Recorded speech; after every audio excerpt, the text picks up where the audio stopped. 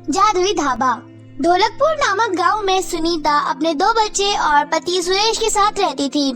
सुनीता का परिवार बहुत गरीब था। सुनीता का पति मजदूरी करता था और उसका घर उसके पति की मजदूरी से आए पैसे से चलता था। उन्हें एक वक्त की रोटी भी बहुत मुश्किल से मिलती थी। सुरेश की माँ बहुत बीमार रहती थी। उनकी जिंदगी ऐसे ही चल रही थी।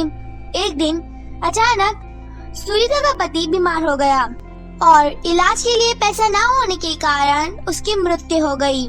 सुरेश का एक भाई होता है जो बहुत मतलबी और चालाक आदमी है। उसका नाम श्याम है। उसने अपने भाई की मौत के बाद थोड़े दिन सुरेश के बच्चों और उसके पत्नी और अपनी माँ का ख्याल रखने का दिखावा किया और थोड़े दिनों बाद श्याम अपनी माँ से सुरेश के खेती बाड़ी की जमीन को धोखे से हथिया लेता है और उसे किसी बड़े सेठ के बेचकर पैसे लेकर फरार हो जाता है। सुरेश की माँ बहुत रोती है और कहती है, मैंने कैसा बेटा पैदा कर दिया है जो धोखे से अपने ही भाई की जमीन को हथिया लेता है। अब हमारा क्या होगा? सुनीता के ऊपर एकदम काफी सारी मुसीबत का पहाड़ टूट जाता है। वह बहुत परेशान रहने लगती है। वह सोचती है, मैं तो कभी भी कोई काम नहीं किया है। मुझे तो कोई काम आता भी नहीं।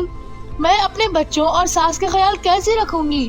भगवान ने ये अन्याय हमारे साथ ही क्यों किया है? घर का एकमात्र सहारा दूर कर दिया। कुछ दिनों के बाद खाने का सामान जो थोड़ा बहुत पड़ा था वो भी खत्म हो गया। अब घर में खाने के लिए ना ही राशन था और ना ही राशन खरीदने के लिए पैसे। सुनीता ने अपनी सास से कहा, माँ जी, घर में जितना राशन था और जितने पैसे थे वो सारे खत्म हो गए। कुछ दिन तो बीत गए पर अब आगे का कुछ सोचना पड़ेगा।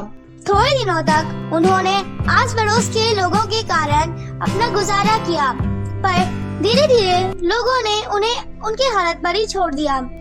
सुनीता अपने बच्चों से कहती है, बच्चों, आज घर में थोड़ा सा ही राशन पड़ा है जिससे आज का ही खाना बन सकता है और फिर कल से मुझे काम ढूंढने जाना पड़ेगा। मैं बहुत परेशान हूँ कि मैं किसके सहारे तुम्हें छोड़कर जाऊँ। तुम्हारी दादी का ख्याल कौन रखेगा? सुनीता अपने बच्चों और दादी को खाना दे देती है और थोड़ा सा खाना अपने लिए बचाकर रख देती है। जब सुनीता अपना खाना खा रही थी तब वो देखती है कि उसके घर के बाहर कोई बुढ़िया खड़ी है। सुनीता अपने बिस्तर से उठकर उस बुढ़िया के पास जाती है और उससे कहती है, क्या हुआ माँ जी, आप बड़ी भूखी लग रही हो।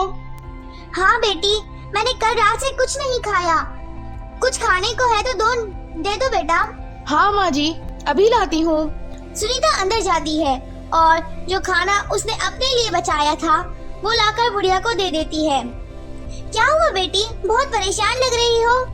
वो बुढ़िया को सारी कहानी बताती है और कहती है, अब मैं क्या करूँ माँ, मैं अपने बच्चों को कैसे छोड़कर बाहर काम के लिए जा सकती हूँ और अगर मैं काम नहीं करूँगी तो घर कौन चलाएगा? बेटी, तुम खाने का ठेला क्यों नहीं लगाती? तुम बहुत अच्छा खाना बनाती हो। और ये लो जादुई गोली। बेटी, अगर तुम इसे अपने खाने में डाल दोगी तो तुम्हारे खाने को खाकर लोग उंगलियां चाटते ही रह जाएंगे। जब बुढ़िया सुनीता से बात कर रही थी वो वहाँ से श्याम गुजर रहा था। श्याम सारी बातें सुन लेता है लेकिन वो ध्यान नहीं देता। अगले दिन सुनीता जादुई गोली को खाने में डालकर खाना बनाती है और अपना ठेला लगाती है।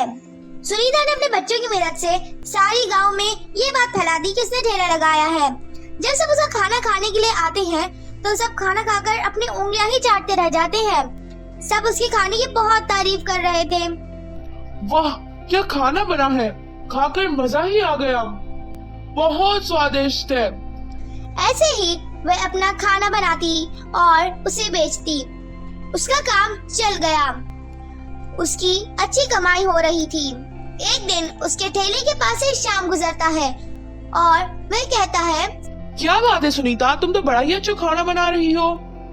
श्याम को अचानक से उस जादुई गोली का याद आता है और वो सोचता है, क्यों न मैं भी जादुई गोली चुरा कर अपना ठेला लगा लूं। ये सोचकर रात को श्याम सुनीता के घर से जादुई गोली का पैकेट चुरा लेता है। सवेरे सुनीता देखती है जादुई गोली का पैकेट नहीं है। वे बहुत परेशान हो जाती है। जब वो खिड़की से बाहर देखती है तो उसे वही बुढ़िया दिखाई देती है। वो बुढ़िया के पास जाती है और उसे सारी बात बताती है। अरे सुनीता, वो कोई जादुई गोली नहीं थी, वो तो बस मैंने तुम्हें मोटिवेट करने के लिए पैकेट दिया था। तुम सचमुच इतना मजेदार खाना बनाती हो। शुक्रिया माँ, अगर आप नहीं होते तो मुझे पता नहीं चलता कि मैं इतना अच्छा खाना बनाती हूँ। अगले दिन शाम में अपना ठेला सुनीता के ठेले के सामने लगाता है और खाना बनाकर बेचने लगता है। जब लोग उसका खाना खाते हैं, सब खाना अपने मुंह से थूक दे देते हैं। छी छी, कितना गंदा खाना बनाया है तुमने, मेरे मुंह का तो स्वाद ही खराब कर दिया। देखो सुनीता कितना मजेदार खाना बनाती है। ये सुनकर शाम को बहुत बुरा लगता है और वो उस बुढ़िया के पास जाता है और उसे कहता है, ये क्या, तुम्हारे जादुई गोली तो कोई काम की नहीं है, वो तो सिर्फ सुनीता के ही खाने पर काम करती है। बुढ़िया कहती है, तुमने इसे गलत नियत से बनाया है। अगर तुम इसे साफ दिल से बनाते तो ये भी बहुत मजेदार होता। तुमने चोरी और लालच के लिए गोली का पैकेट चुराया है, इसलिए उसका असर तुम्हारे खाने पर नहीं हुआ है। मुझे अपनी गलती का एहसास हो चुका है, मुझे माफ कर दो। मेरे से माफी मत मांगो, जाकर सुनीता से माफी मांगो।